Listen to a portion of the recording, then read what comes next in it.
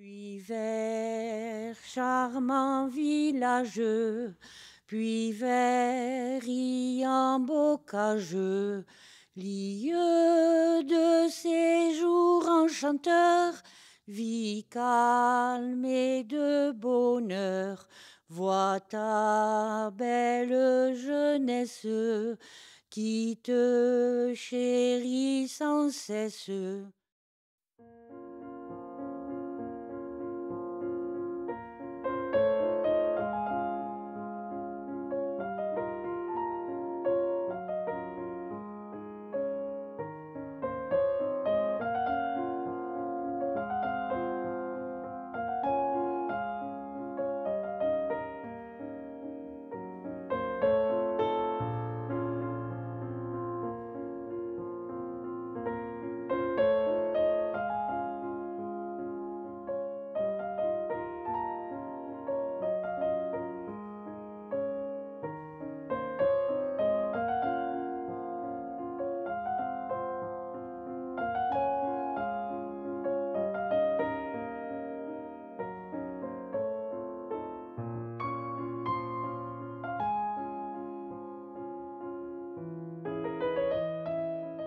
C'était un couple d'instituteurs super. Ils nous ont bien enseigné. Lui, il nous jouait du violon. Il nous enseignait des chansons patois. Monsieur Tisseire, c'était un poète. Alors, bon, il y avait des récitations, il y avait nos cours normaux, les maths, les dictées. Ce que je retiens de Monsieur Tisseire, c'était par rapport aux enfants d'aujourd'hui, vous leur faites réciter une récitation, ils la récitent comme ça, et nous, il nous faisait mettre le ton, il nous faisait arrêter, il nous faisait comprendre certains mots, ce que ça voulait dire par rapport à l'automne, par rapport... Et on avait pris goût à ça. Madame était particulière. Elle avait des principes très, très stricts. C'est-à-dire qu'il fallait parler comme il faut. Si on n'arrivait pas à dire des mots jusqu'à ce qu'on les dise, elle était après nous. Oui, c'était dur. Ah, c'était... Oui, on nous mettait au cachot. Hein. Elle nous a eu tapé Ah oui, et tout. Hein, elle a tapé. Oui, elle était plus sévère, plus intransigeante, et moins compréhensive. Lui, il était plus cool. Comment transportiez-vous vos affaires à l'école? Alors on avait des sacs, comme vous, on avait des sacs décartables en cuir qui étaient lourds, très très lourds. Il y avait beaucoup de livres dedans. Comment allez-vous à l'école? Alors on allait à l'école à pied puisque j'habitais dans le village. Et quelquefois on allait à l'école tout seul. Et quelquefois c'était difficile parce que les hivers, il y a eu quelques hivers très rigoureux, il y avait beaucoup de neige. Beaucoup de neige et c'est les parents qui nous portaient, qui faisaient les tranchées pour aller à l'école et qui nous portaient sur les épaules. Parce qu'il y avait beaucoup de neige. Vu qu'il n'y avait pas de cantine où vous mangez. Donc on rentrait chez nous, c'est les parents qui préparaient le repas. Donc tous les mercredis il y avait les haricots, et tous les vendredis il y avait du poisson et c'était comme ça. Mais il faut savoir aussi que quand on partait manger à midi, qu'il pleuve ou qu'il vente ou qu'il neige, si c'était par exemple à Puvert, il y avait ceux de Campeille, les Arnoula et Canferrier, chacun rentrait chez soi à pied et revenait à l'école. Quelle punition aviez-vous? On se mettait à genoux sur une règle et au bout de demi-heure, les genoux font mal. Hein. La cave des rats, on nous mettait à la cave, on était punis pendant plusieurs heures dans le noir. Que vous faisiez-vous comme récréation? Alors pendant les récréations, on s'amusait comme vous. Il y avait deux cours de récréation qui étaient séparés. Il y avait la cour des grands et la cour des petits. Donc on se mélangeait pas. Il y avait beaucoup d'élèves à l'école. On était à Puvert, on devait être 30, une quarantaine de chaque côté. Et ensuite, s'il y avait une corde, on s'amusait à monter à la corde aussi, sous le préau. Voilà, c'était nos amusements. On courait, on tombait souvent. Après l'école, pour nous, c'était la liberté. Même si on était obligé d'écouter, d'être sage, C'était la liberté, on jouait dans la cour, on courait, nous, on ne savait pas ce que c'était s'amuser. Quel était votre matériel de classe et avec quoi écriviez-vous? Alors, matériel de classe, bon, on avait quelques livres, bien sûr, qui nous étaient donnés par l'école. Et quand j'étais à la petite classe, donc cours élémentaire, préparatoire élémentaire, on écrivait sur des ardoises avec des craies blanches.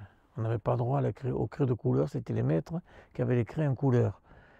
Et donc, ensuite, quand on est passé à la grande classe, on a eu des cahiers, on écrivait à la plume. Il y avait des encriers sur les tables avec de l'encre. On trempait la plume et on écrivait à la plume. Et on faisait des parties. De temps en temps, pof, il y avait l'encre qui tombait d'un coup. Quelques années après, sont arrivés les stylos billes, les bics. Et là, on a écrit au stylo. Je me rappelle une fois, vous voyez, ça revient. Monsieur Tisser, hein, la dernière année, c'était au CM2, certificat d'études, il avait fait venir un minibus de Limoux et il nous passait un film de temps en temps à la mairie. Il y avait quelque chose à la maison. Alors, est-ce que maman était fatiguée? Est-ce qu'un enfant venait de naître? Et on est descendu donc de l'école comme ça. Ma grand-mère est sortie devant la porte et elle a dit à monsieur Tisser, vous allez où? À la salle de cinéma, il y a un film. Eh bien, la nôtre, elle n'ira pas. Ils m'ont sorti du rang pour que je rentre à la maison pour aller travailler. Et tous mes copains et copines allaient à la mairie. Les grands, nous, on faisait des bêtises, on en a fait, je peux vous le dire. Et une fois, elle s'occupait des petits. On avait des plumes, et ces plumes, on avait fait des fléchettes avec ces plumes. Les fléchettes au plafond. Et Ton frère aussi. oui, mon frère, alors. Et on a été bêtes parce que dès que madame est arrivée dans la classe, au lieu de rien dire, hein, on a tous levé la tête. Alors je vous dis pas, on a été punis tous. On avait 2 lignes de morale, 2 ou 3 lignes, tous les matins. Dès l'entrée, c'était la leçon de morale. La date, le jour, l'année et la leçon de morale. On étudiait les leçons souvent au coin du feu, parce qu'il y avait la lumière au-dessus. Et donc, il y avait le feu pour nous chauffer. Donc, on étudiait. Et le matin, on devait savoir les leçons par cœur, sur le bout du doigt. Mon père m'aidait beaucoup pour les maths. J'aimais bien travailler toute seule. J'étudiais quand même pas mal. Je retenais pas mal à l'époque. Oui, elle soufflait aux autres. Mon frère, il n'étudiait jamais de leçons. Il était devant moi. Alors, il n'en savait pas une, c'était moi. Et seulement comme le maître m'avait vu, c'est moi qui... c'est moi qui me suis fait gronder. Voilà. Comment trouviez-vous les informations quand vous ne savez pas quelque chose? Ah, on avait le dictionnaire et après on demandait parce qu'il n'y avait pas Internet. Hein, il y avait pas. On n'avait pas de téléphone, on n'avait pas Internet, on n'avait pas. Il y avait d'ailleurs des téléphones, il y avait deux téléphones dans le village, c'est tout. Et on n'avait pas d'informations, hein, ou des livres, il fallait chercher dans des livres, des encyclopédies, pour ceux qui en avaient. On ne se posait pas de questions. D'ailleurs, quand on en parle avec certains, on était tous pareils. Les enfants, pour les vacances, allaient aider les parents dans les champs. Dès qu'il y avait les vacances, on allait travailler dans les champs, et il y en avait pour toutes les vacances. On n'avait pas le temps de s'ennuyer. Donc les vacances, c'était superbe. On était en plein air, donc on n'allait pas à la mer. Les vacances, c'était le voyage scolaire. Je me rappelle le premier, on a pris Simon, Ouais. un bus qui faisait la ligne Lavelanet-Perpignan. On a pris Simon, il nous a laissés à la Pierre-Lys, on est descendu. Et on a passé la journée là.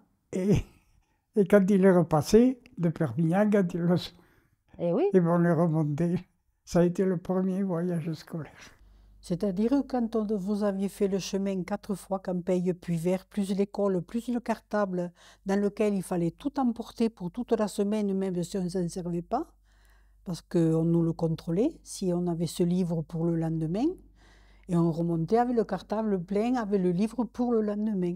Et puis quand on arrivait, il y avait des bêtes, il y avait des poules, il y avait... Bon, on allait un peu travailler, et donc quand on allait au lit, c'est que vraiment... On en avait besoin. Robinson Crusoe.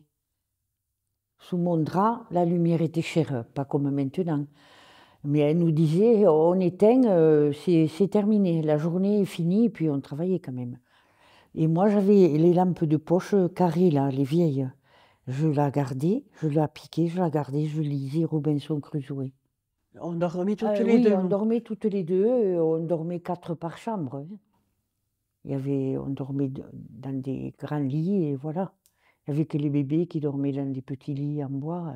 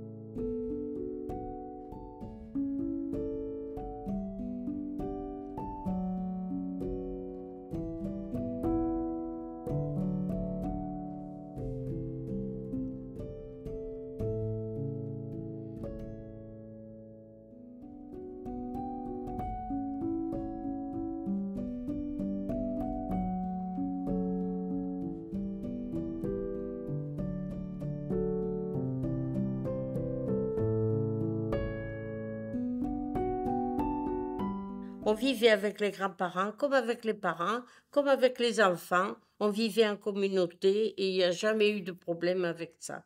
Les grands-parents et les parents nous donnaient des conseils, bien sûr, ce qui est leur rôle, mais après, on vivait en bonne intelligence, quoi. On vivait ensemble dans les maisons. Les gens ne quittaient pas la maison. Les vieux y habitaient, les jeunes y habitaient. C'était comme ça. De ce fait, il n'y avait pas de maison de retraite. Les vieux vivaient avec les enfants. Et c'était toutes les maisons comme ça. Moi, j'avais une grand-mère cultivée. Elle venait de Arles. Elle avait été dans les écoles. Elle savait lire et écrire. Et souvent, pendant la guerre, les gens des hameaux venaient à la maison faire écrire les lettres pour les militaires. On nous a appris à tricoter, à broder, à coudre. On nous a pris plein de petites choses qui sont nécessaires pour la vie, quoi. Que mangez-vous souvent? Oui. Alors, ce qu'on préférait vraiment, c'était quand on faisait le millat. Alors, le millat, c'est une préparation dans un grand chaudron au-dessus du feu. On met de l'eau et on met, quand ça bout, une poignée de farine à chaque fois et on tourne, on met une poignée de farine et on tourne, ça dure, ça dure, ça dure.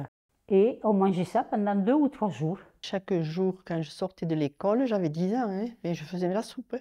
Je ne partais pas me promener sans avoir fait la soupe. Ça changeait de légumes, donc l'été c'était avec les haricots verts ou autre, et l'hiver c'était avec les choux, tout ce qui arrivait. On ne profitait que du jardin, on n'allait jamais acheter un légume. Et une fois, j'avais mes parents malades, mon papa et maman, ils étaient couchés. Et moi, je me suis occupée donc de les faire manger et tout. Et ce jour-là, j'avais fait un civet de lapin. Alors, véridique, hein, le lapin, c'est moi qui l'ai dépouillé complètement. Je l'ai découpé et j'ai fait mon civet. Et justement, ce jour-là, l'instituteur, il est passé parce qu'il était très ami avec papa. Il est passé me voir, il est allé voir papa, il me voit en train de faire ce civet. Il était tout étonné. J'avais 10 ans. Et le lendemain, à l'école, Devant tout le monde, il m'a dit, bon, tu vas nous donner la recette du civet. On avait de tout, des poulets, des canards, Ben oui. de tout, sauf des lapins. Et les Ça, lapins, c'était les chasseurs qui s'en occupaient. On mangeait du lapin sauvage. C'était Oh. encore meilleur. ben oui, il n'y en a plus. Et à propos de lapin, je me rappelle, c'était un dimanche, il y avait mon père à la maison, donc, il ne travaillait pas. Et le soir, ma mère dit, ben, je ne sais que faire pour souper, va me tuer un lapin. Mon père, il prend le fusil, il faisait 100 mètres, à Camarcel c'était. Il faisait 100 mètres, moi je le suivais, mais je restais au bord de la maison. Et j'attendais le coup de fusil. Et quand j'avais entendu le coup de fusil, hop, je faisais les 100 mètres, c'est moi qui portais le lapin. J'avais 6 ans, 7 ans. Tu sais que je devrais le faire maintenant, ça me serait impossible. Et avant, on le regardait faire ça comme si c'était tout naturel. Tout comme voir tuer un cochon, alors que le pauvre bougre gueulait tout ce qu'il savait. Écoute, nous, on en avait un four. Tu sais, dans l'enclos, c'est la maison de jeu de Christophe maintenant. L'enclos, on l'appelait la fournière. Et il y avait un four, comme chez le boulanger. Oui, oui. Eh bien, dans ce four,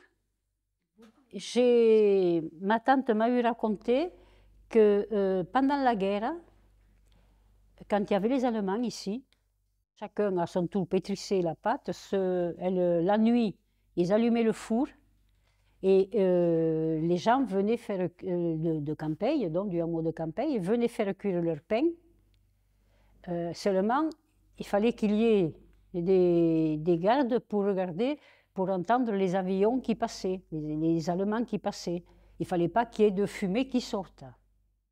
Non, mais bon, on a de bons souvenirs des soirées, mais on se couchait tôt.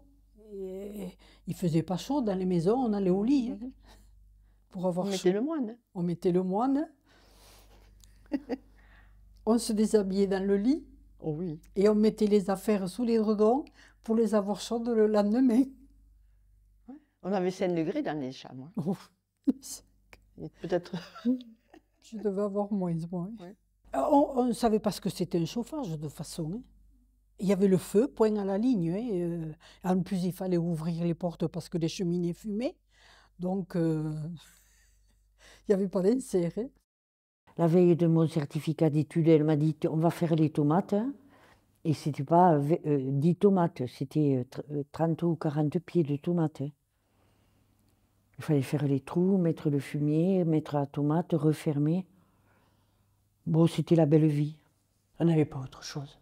Donc c'était la liberté en même temps. C'était la découverte de... Parce qu'on s'extasiait quand même d'avoir le cajot de tomates à la fin de l'été. Maintenant, je ne sais pas s'ils se rendent compte, tous nos jeunes. C'est-à-dire qu'à table, on n'avait pas trop droit à la parole déjà. Hein. Quand on prenait part à la discussion des parents, on nous disait « tu es trop petit pour comprendre, on t'expliquera plus tard ». Et le plus tard n'est pas arrivé, donc on s'est fait un peu tout seul, quoi. Je veux dire, c'est la vie qui a fait que... C'est vrai qu'on s'en pose après beaucoup de questions, sans réponse, parce qu'il n'y a plus personne pour répondre. Oui. Mais bon... Mais nous, quand même, on a parlé à nos enfants plus que nos parents nous ont parlé. Oui, également. Mon oncle, vous voyez sa mère. Ah oui. Et un jour, moi j'étais petite, je ne sais pas quel âge j'avais, peut-être une dizaine d'années ou 12 ans. Et je lui ai dit à ma grand-mère, mais vous ne vous connaissez pas. Et oui, parce que ça m'avait choqué de l'entendre.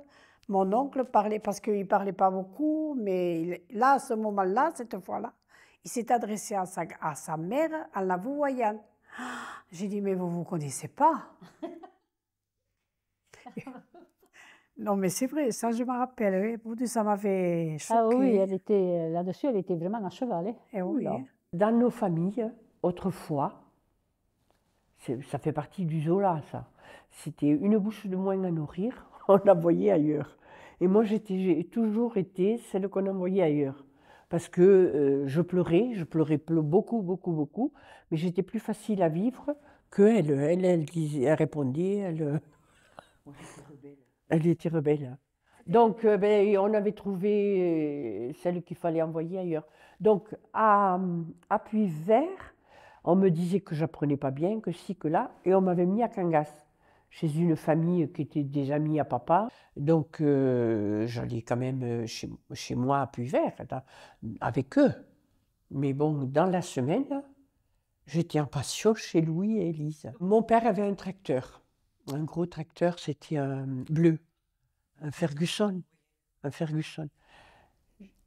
Quand l'été, les fenêtres étaient ouvertes de l'école, on n'avait pas de voiture, hein, donc Madame Carbonel, elle ouvrait les fenêtres. Je l'entendais de la plaine. Et je me levais à mes bancs pour le voir passer. J'en ai encore l'angoisse là. Donc, vous voyez, ça m'a manqué quand même, mais on n'avait pas le droit, à cette époque-là, et c'est pour ça que je vous dis c'est fait un peu Zola, on n'avait pas le droit de traduire ses sentiments. Il ne fallait pas pleurer, parce qu'il fallait être fort, donc on avait toujours tout ravalé. On ravalait tout, quoi. Après, regardez comment on est, on en a souffert au moment, mais bon, c'est passé ça, hein, c'est passé outre. Nous, quand on a été grande, on disait à 12 ou 14 ans, parce que ça faisait bien aussi, on disait « maman est enceinte », mais il ne fallait pas le dire devant une grande personne parce que c'était tabou. On cherchait ce qu'on ne savait pas. Donc mes tantes et tout ça avaient des livres dans les greniers. On allait chercher tous les livres qui ressemblaient à beaucoup de sentiments, beaucoup de questions taboues.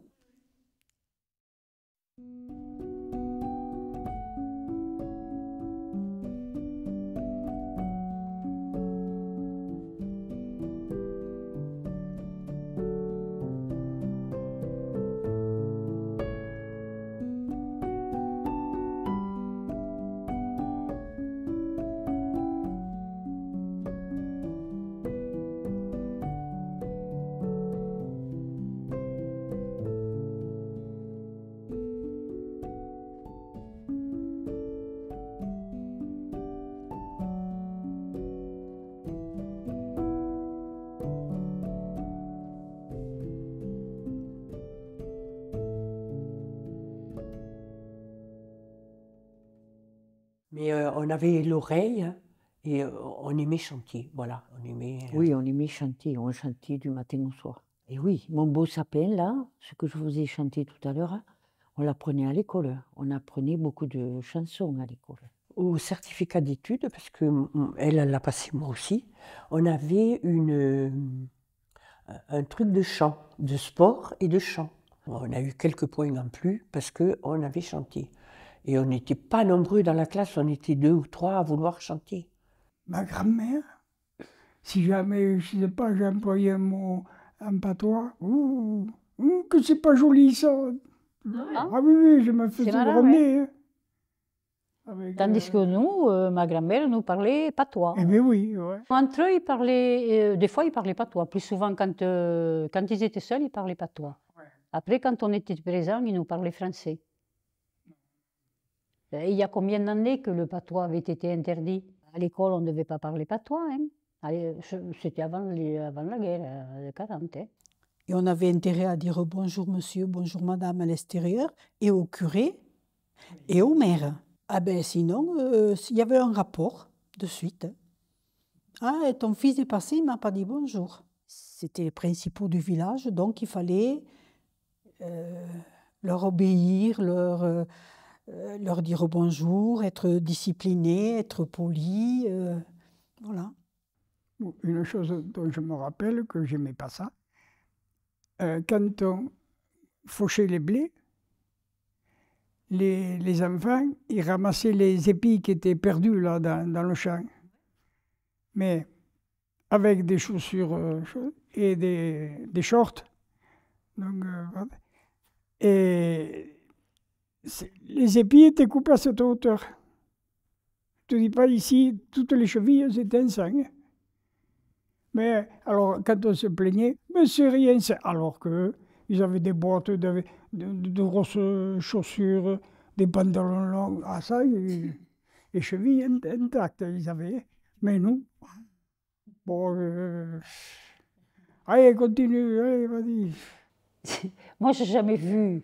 Une fois, je m'étais fait mal à un doigt, puis bien mal. Mais ça s'est guéri tout seul. Personne ne m'a dit, tiens, je vais te faire un pansement. Non. Il ne nous plaignait pas. Ouais, mais ça avait séché le sang, alors on ne risquait pas de salir les draps, quoi. Ça faisait la croûte, donc ça les soignait. Le corps se défendait mieux qu'actuellement.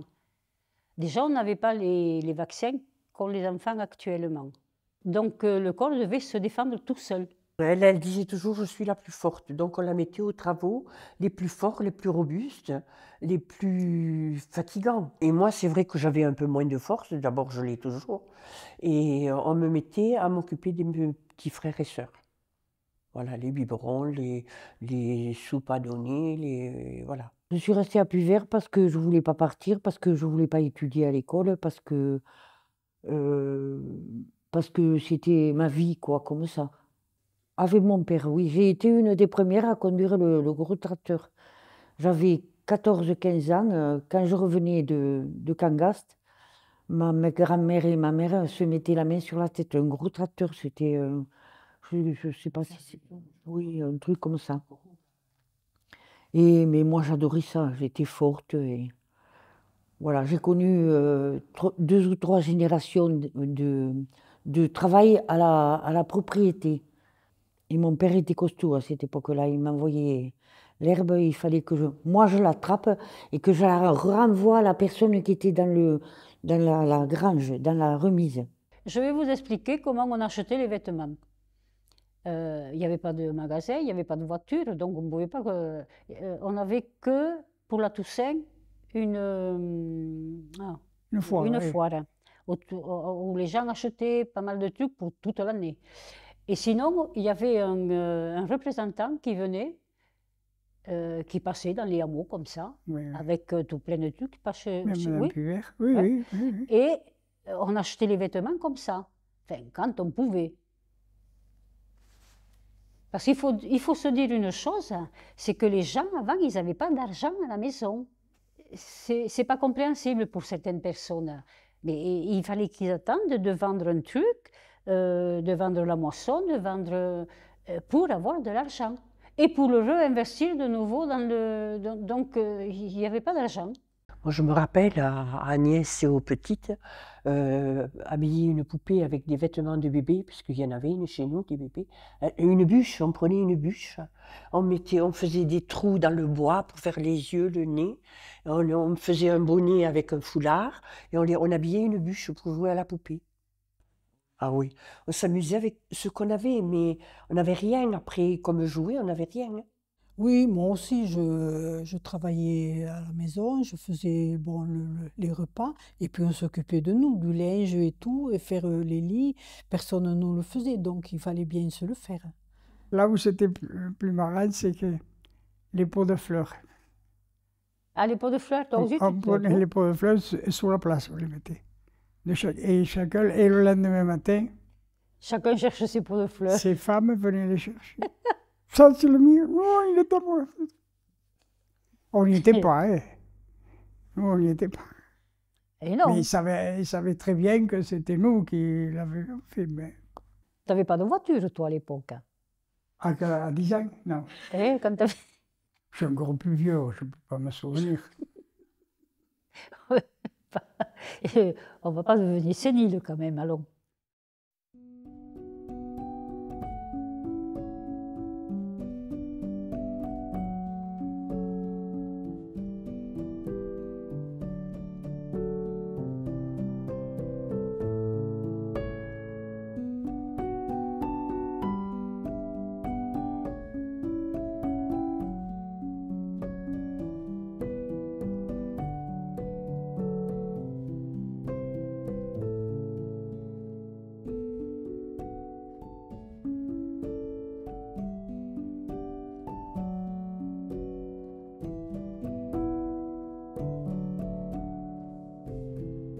on faisait les veillées.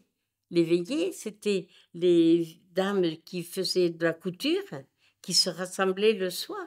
Ah ouais, ça aussi, c'était super. C'était bien. Il y avait des gens de la Bordette qui descendaient chez moi ou chez d'autres voisins pour passer la veillée. C'était une fois chez les uns, une fois chez les autres. On ne faisait pas la bougie, là, hein? Puisqu'à une époque, on s'arrêtait à la moitié de la bougie. Non, mais ça, on ne faisait pas, nous, c'était déjà fini, tout ça. Ils venaient, bon, allez, tiens, on vient passer un moment, allez hop, tout le monde s'installait au coin du feu, et c'était comme ça. Alors aujourd'hui, c'était là, demain, c'était ailleurs, et voilà, c'était très bien. La télé, ça a été fini après, chacun chez soi, à regarder le film ou ce que... Ouais, après, ça a été fini. Enfin, moi, en tout cas, j'en ai plus vu des veillées, là. Chez moi, il n'y en a plus eu. Chez ma grand-mère, on faisait des veillées autour du feu. Et là, moi, j'étais petite, j'allais veiller. Et là, bon, ben, tout le monde racontait son histoire. Les femmes crochetaient, voilà. Comment laviez-vous votre linge? Le linge, on le lavait, alors, tout ce qui était drap, grosses pièces, on les lavait tous les 6 mois. On mettait ça dans un cuvier. Un cuvier, c'était quelque chose en bois qui était maintenu par de la ferraille autour, qui était très grand, et ça pouvait contenir jusqu'à 12 draps à peu près. On mettait les draps, une couche de cendre, le drap, une couche de cendre, le drap, et jusqu'à ce qu'il n'y en ait plus. Et puis après, on faisait bouillir de l'eau, et avec un récipient, on versait l'eau sur les draps. Et on faisait ça toute la journée. On y passait facilement, pour les draps, on y passait 3 jours. Et on les étendait sur les haies. On n'avait pas de fil, on les mettait sur les haies tout au long des champs, comme ça, on mettait les draps. Et puis le linge de corps, eh ben, on le lavait comme tout le monde, on avait un lavoir. Le lavoir, ben, vous savez, c'était un lieu de rencontre, mais pas avec les plus jeunes, avec les dames. L'eau coulait, il y avait de l'eau, et chacun faisait sa lessive, on parlait des choses de tous les jours. Donc moi j'avais 13-14 ans quand j'allais laver les affaires de mes frères et sœurs. Je l'ai aimé, moi, ce bassin. Mais oui. Et pourtant, l'eau était froide l'hiver. Ah oui, j'ai des souvenirs, surtout que mon jardin touche le lavoir. Et alors là, les femmes venaient, elles parlaient, et c'était très convivial. Elles lavaient leur linge, il y avait 2 grands bassins. Et il y avait un bassin pour rincer le linge et un pour laver. Tout le monde faisait la même chose. Et au cinéma, il y avait du monde. Chaque séance, on était bien 50-60 dans le cinéma. C'était une petite salle, mais c'était plein. Et c'était la seule distraction qu'on avait. Et il y en avait qui avaient des places.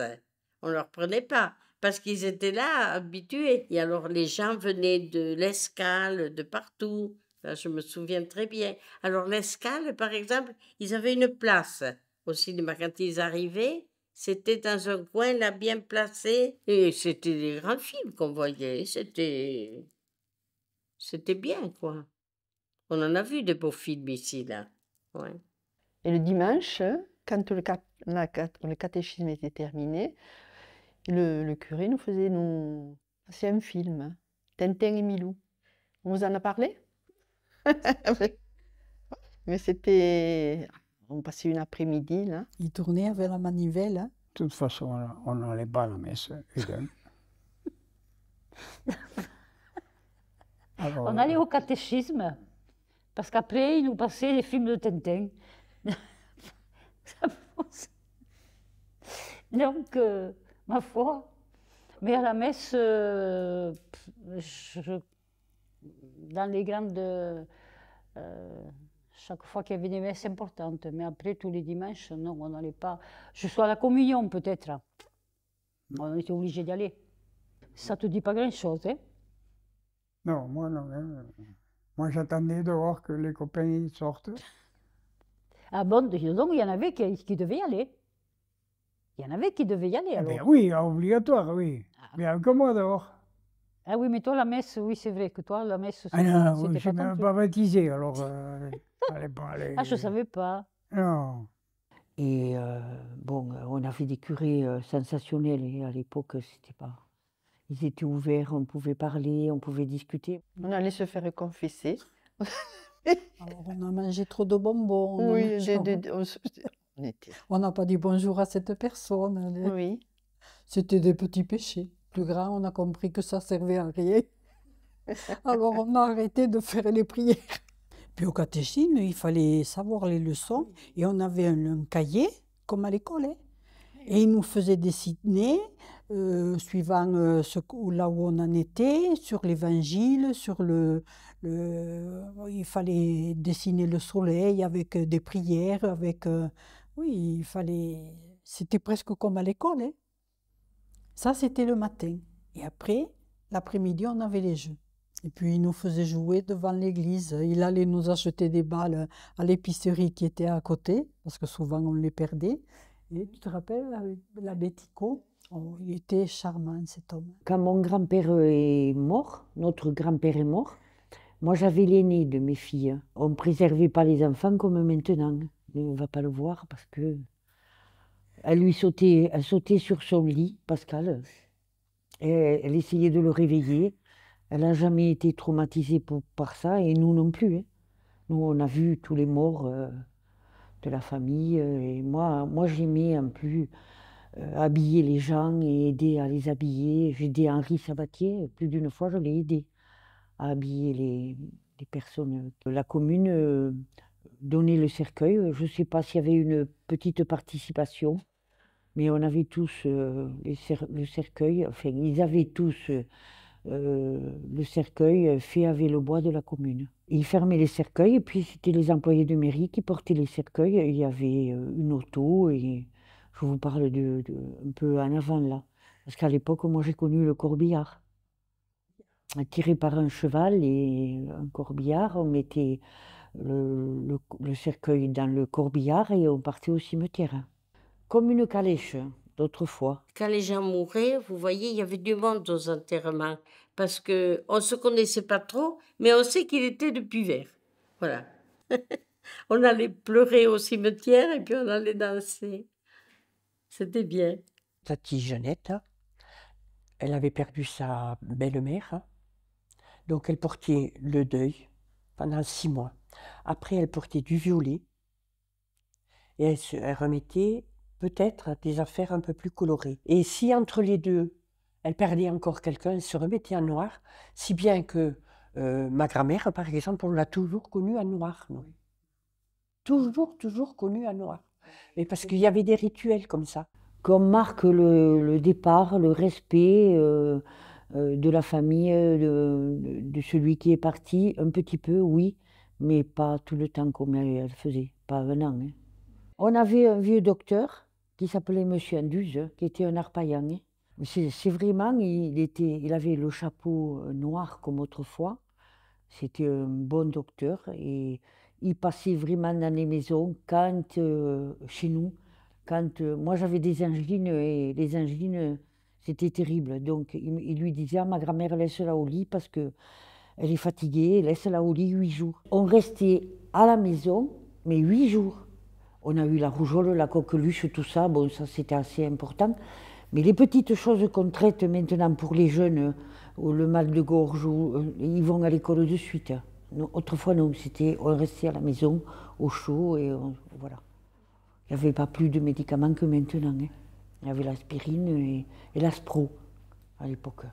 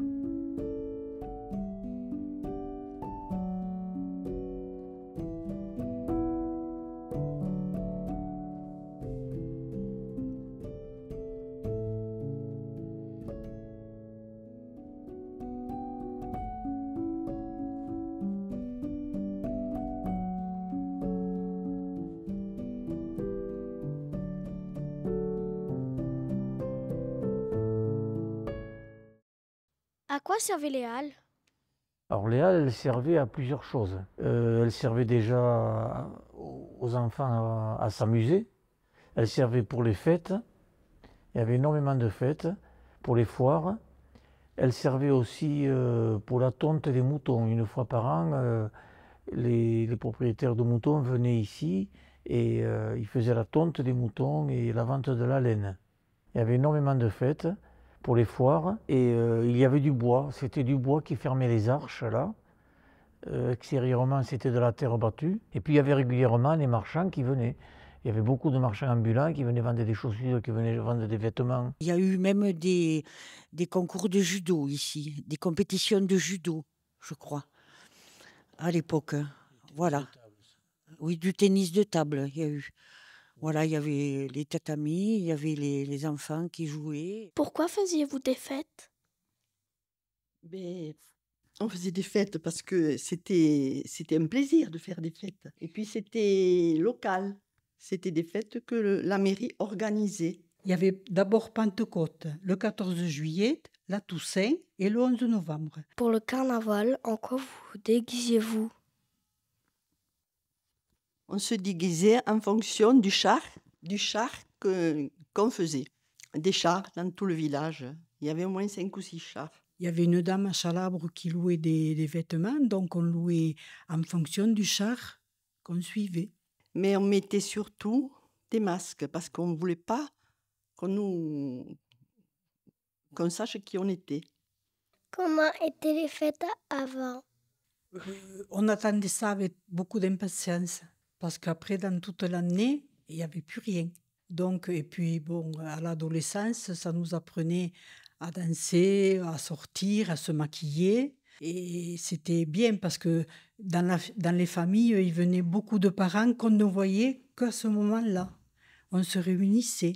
Tout le monde participait. On était dans les rues, dans toutes les familles, il y avait du monde. Donc, à la fête, il y avait énormément de monde.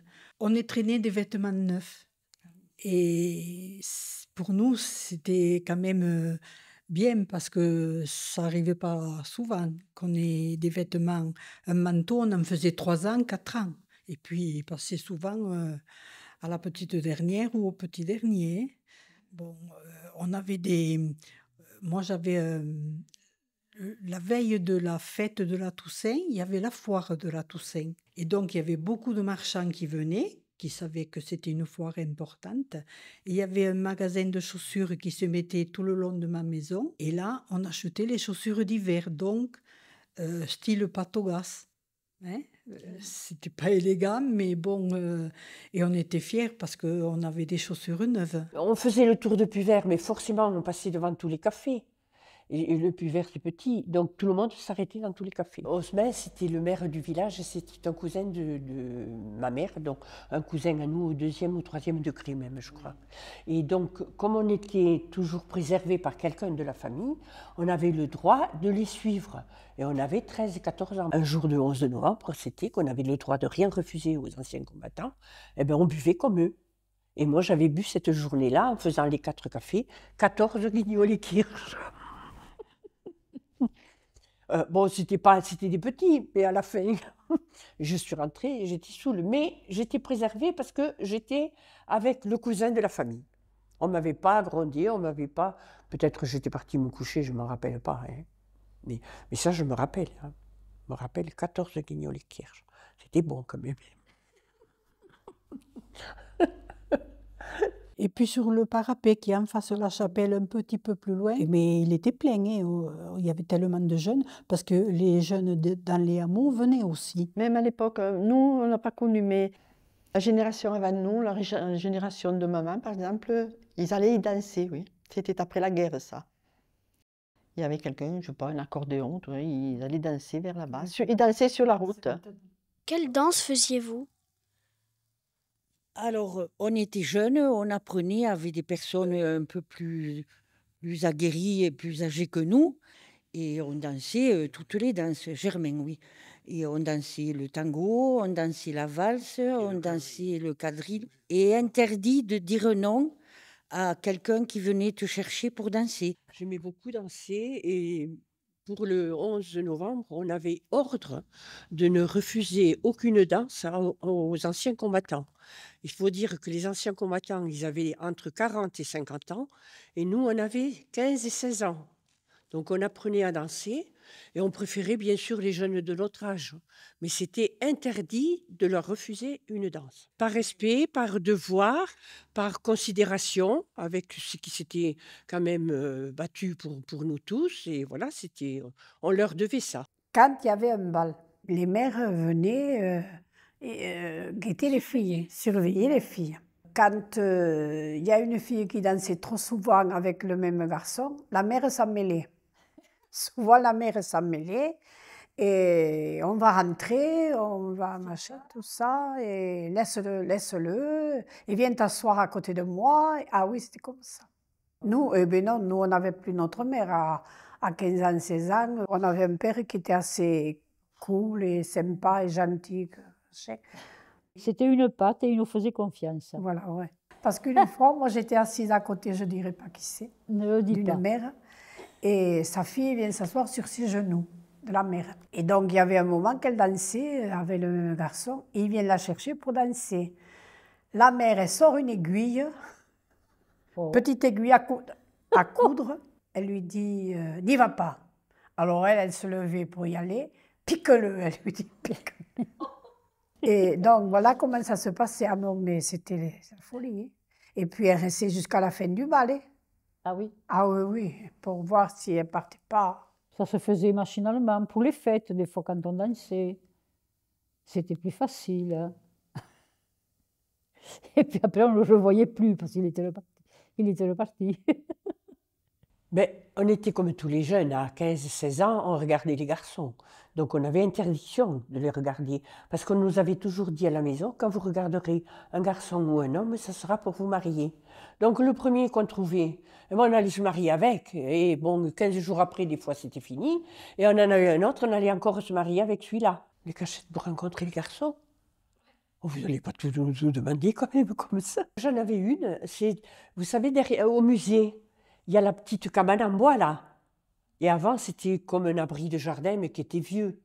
Eh bien, moi, j'allais là, avec mon petit copain. Sauf que j'avais un oncle qui habitait en face. Et quand il passait sur la rue, là, comme ça, il s'arrêtait toujours en face de la petite cabane. Et j'avais le cœur qui battait. Je me disais, s'il vient, il va nous retrouver tous les deux. Bon, ben, je ne sais pas s'il était plus malin que moi, sans doute. Il savait que j'étais là ou que je n'étais pas là. Après, vous savez, c'était...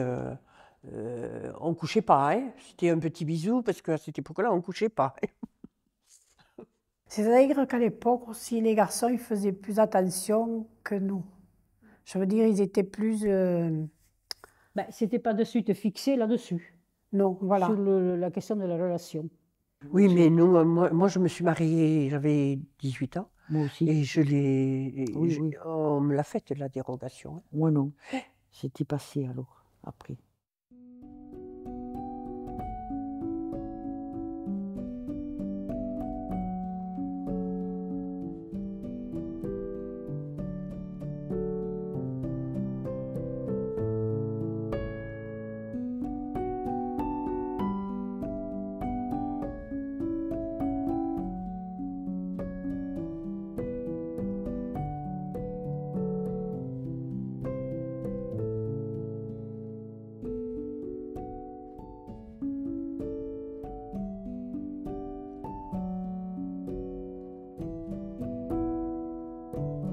À cette époque-là, tout le monde était pareil. Il n'y avait pas tout cet orgueil qu'il y a maintenant, tout ce besoin de paraître, d'avoir, et moi je. Il faut dire aussi que les hommes, ils s'engueulaient des fois, mais fortement. Moi, je trouve, papa, il avait une grosse voix, mon père, il criait pas mal, mais ça s'arrêtait là, quoi. Je veux dire, après, c'est fini, on n'en parle plus, quoi. Où et comment faisiez-vous vos courses? Comment on faisait nos courses? Alors, comme on était un peu dans un hameau, les courses, nous les faisions, c'était un commerçant, un épicier qui venait avec son camion et qui nous amenait tout ce dont nous avions besoin, c'est-à-dire les pâtes, le riz, l'huile, tout ce qu'il faut pour faire la cuisine et pour manger. On achetait tout comme ça. Sinon, il y avait des épiceries à Puvet. On descendait du hameau, on venait faire ses courses dans les épiceries et c'était sur place.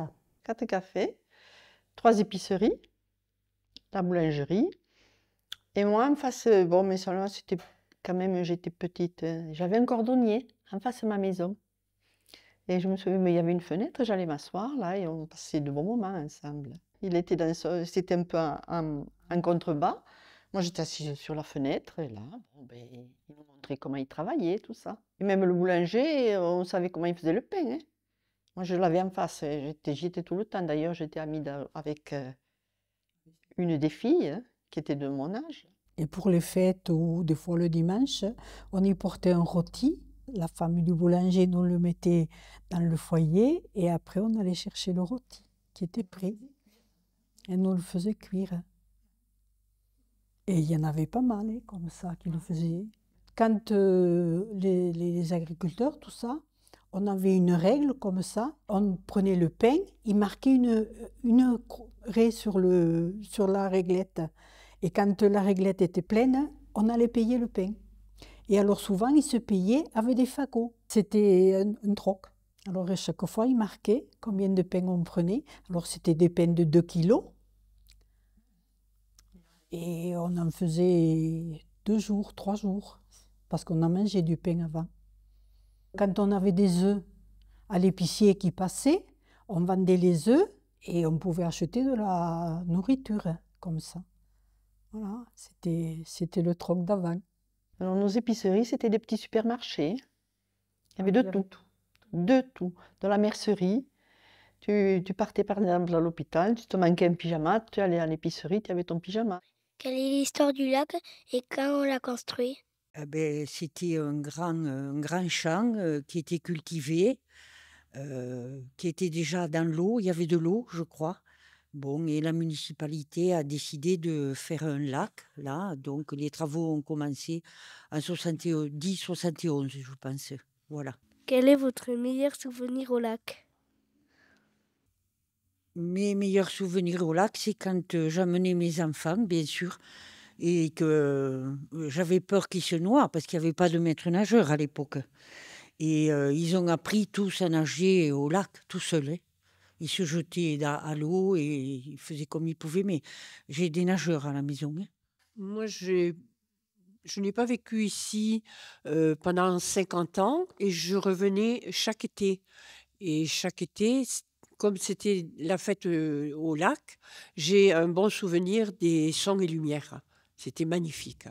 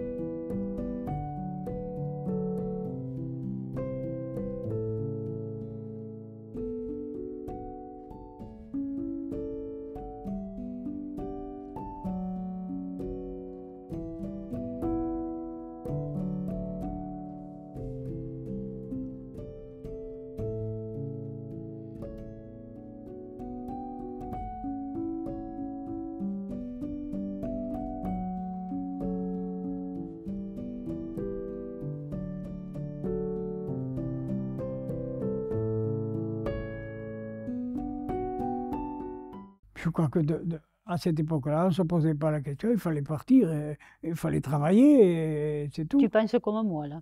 Hein? Tu penses comme moi. À Paris, j'ai travaillé 14 ans. Et je venais 2 fois par an, 2 fois 15 jours. Je suis partie dans les Hautes-Pyrénées et là-bas, j'ai rencontré mon futur mari. Ça s'est fait comme ça. Hein, pour mon travail, oui. C'est-à-dire, comme j'étais en pension et que j'avais un travail pour garder les enfants, un truc, c'était l'école qui, à l'époque, nous cherchait des places. C'est vrai que pour toutes celles qui voulaient travailler, c'était quand même une façon de rentrer dans la vie, plus facile que de faire des lettres, des CV pour essayer de trouver un boulot. Je vais avoir vite fait, c'est simple. Comme on n'avait pas beaucoup d'affaires, parce qu'on n'avait pas beaucoup d'argent et qu'on ne pouvait pas en acheter, on est parti à Métropole. Mais bon, on n'était pas habitués à avoir beaucoup de choses, donc on se contentait de ce qu'on avait, on était tous pareils. Ceux qui sont restés, ce sont ceux des hameaux, de l'Escale, de Cambo-Nord, ou je ne sais pas d'où, mais du village, proprement dit. Je crois que nous sommes tous partis dans les écoles et puis on a passé des examens et tout le monde est parti, quoi. Il y avait encore, on ne parlerait pas de discrimination, mais bon, limite, quoi. La femme, c'était pour rester à la maison, discuter à l'extérieur, mais au café, on y allait. Parce qu'à cette époque-là, les femmes, elles ne travaillaient pas encore, elles n'avaient pas. En 50, les femmes ne travaillaient pas. Je crois que c'est notre génération qui a commencé vraiment à partir du village et pour travailler, pour pouvoir avoir de quoi travailler, parce qu'ici, il n'y avait pas de boulot à part l'usine. Et comme on ne nous a pas donné la possibilité, comme j'avais dit la dernière fois, de poursuivre des études qu'on aurait pu peut-être très bien avoir, n'est-ce pas? C'était pas pour nous. On ne nous a pas demandé notre opinion. Non. Et puis, c'était pas pour nous. Force était de chercher du boulot. Et c'est pour ça que tous les jeunes à cette époque-là, des fin 50, début 60, tous les jeunes sont pratiquement partis dans le nord, dans l'est, à Paris, un peu partout, quoi. Ah oui, après, tout le monde, tous les jeunes partaient. Hein. Parce qu'aller à l'usine, c'était pas l'idéal. Et pour eux, il n'y avait pas d'autre possibilité puisqu'ils n'avaient pas continué les études. Donc il n'y avait que cette possibilité des PTT qui a fait que ça fait partie tant de gens. À ce moment-là, les PTT, les chèques, les DF, ils partaient tous. Quand on voit d'autres personnes qui peuvent y arriver, on se dit pourquoi pas nous. Et encore qu'à l'époque, il y avait encore une ou deux usines. Tu avais Formica Kian et tu avais l'usine de Chalabre. Et la Vlanée avec N'en parlons pas, la Vlanée. La Vlanée avec les usines de textile. Là, maintenant, il n'y a plus rien. Même plus Formica. Moi, personnellement, j'ai été admise, j'ai passé un concours pour entrer dans les postes. On m'a nommée à Strasbourg. Et voilà, j'ai fait ma carrière là-haut. On revenait de temps en temps à Puy-Vert, oui, selon nos moyens, parce que le train, ça coûte cher aussi. Et on venait de temps en temps. Et on était contents de retrouver le village. Et je lui ai dit, vous savez que Puy-Vert, c'était la première cour d'amour. Ça n'existait pas avant. Et c'est au château que ça s'est créé. Et alors, en parlant, elle me dit, et c'est vrai, et regardez, et c'est vrai, je l'ai constaté aussi, à Puy-Vert, les gens qui arrivent, c'est beaucoup d'anglais, enfin, de beaucoup de nationalités quand même. À une époque, il y avait 18 nationalités, maintenant, je ne sais pas. C'est encore le cas. C'est encore le cas. Et ce sont tous des artistes. C'est ça qui est bien. C'est tous des musiciens, des peintres, tous artistes, ou pratiquement tous. C'est ça que j'apprécie. Je trouve que on a la chance de ça. Ils sont venus chez nous, et c'est super. Des gens qui sortent un peu de l'ordinaire, quoi. Alors, je lui disais, ça vient peut-être de la cour d'amour du château. Ça se répercute maintenant. C'est fou. Ce que je dis souvent aux gosses maintenant, moi, si tu ne travailles pas, tu n'as pas d'intérêt dans la vie. Le travail te donne un intérêt de savoir si tu peux faire quelque chose de vraiment bien ou pas. Ça te stimule le travail, non? Ce qui stimule, c'est le chèque à la fin du mois, oui, ça oui.